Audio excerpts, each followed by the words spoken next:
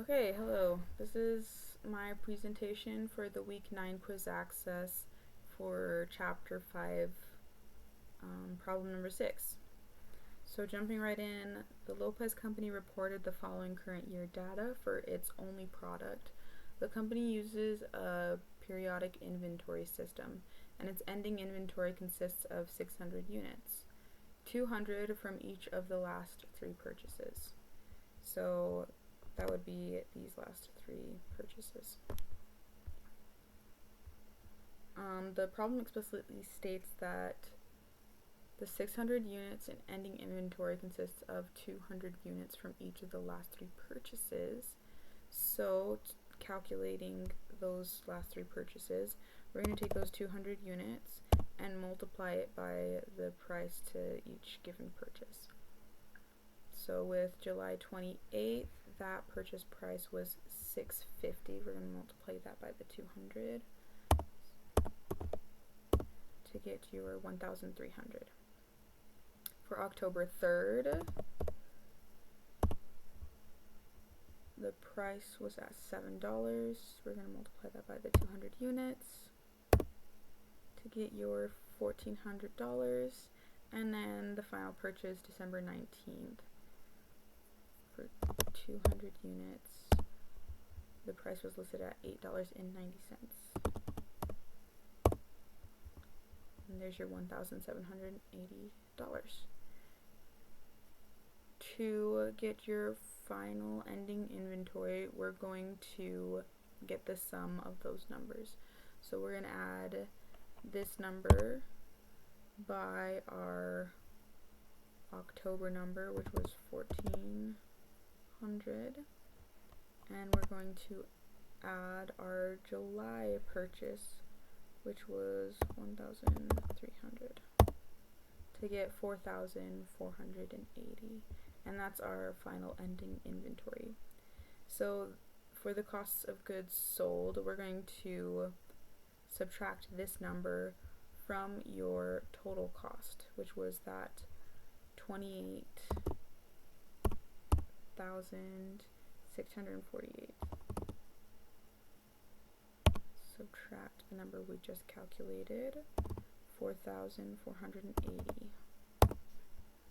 That leaves us with $24,168. Moving on to the weighted average. The weighted average is going to smooth out price changes by calculating a single average cost per unit across all available inventory. So to calculate this, we're going to take your total costs and divide it by your total units. So our total costs is 28,648, and divide that by our total units to get this crazy long decimal.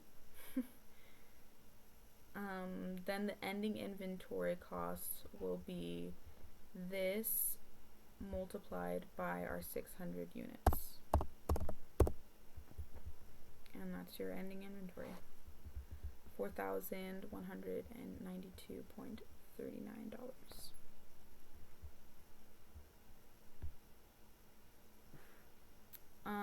To calculate the costs of goods sold, you're going to take the total costs again and do the same thing as last time, subtract that from our ending inventory. Subtract our ending inventory from the total costs. I'm getting lost here. Okay.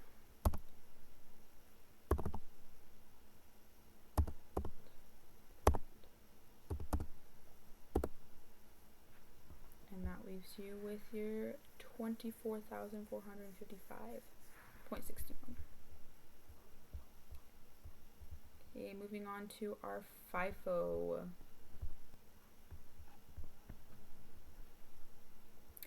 FIFO assumes that the earliest items purchased are the first ones sold. So this means that ending inventory consists of the most recently purchased units. So we're going to take our 600 units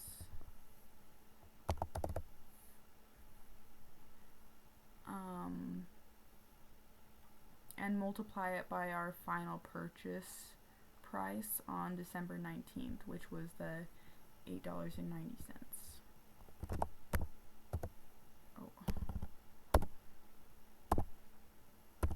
Multiply that to give you $5,340, and that's our ending inventory. And we're going to do the same as before. We're going to subtract this number from our 28,648, 5,340, and that leaves you your $23,308. So lastly, we have LIFO. This is our last in, first out. LIFO assumes that the newest items purchased are the first ones sold. Therefore, ending inventory consists of the oldest units. So the beginning inventory. Ending inventory costs, which is the 600 units, come from the earliest layers, which would be January 1st and March 7th. So on January 1st, we had those 300 units, and then we had another 300 units on March 7th.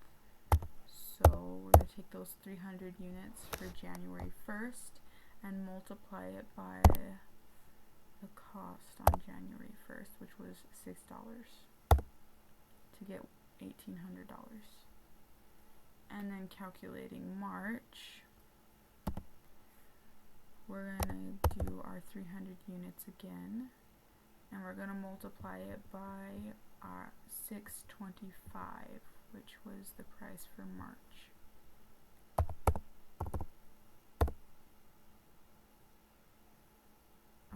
I messed that up. That was my bad. Okay.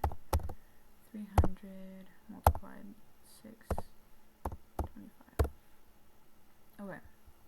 1,875. Then we're going to sum these numbers together to get a total ending inventory of $3,675. And just like before, we're going to subtract that number from our totals.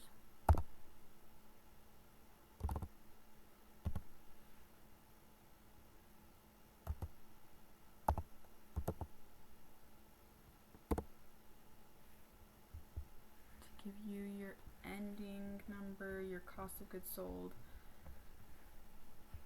$24,973.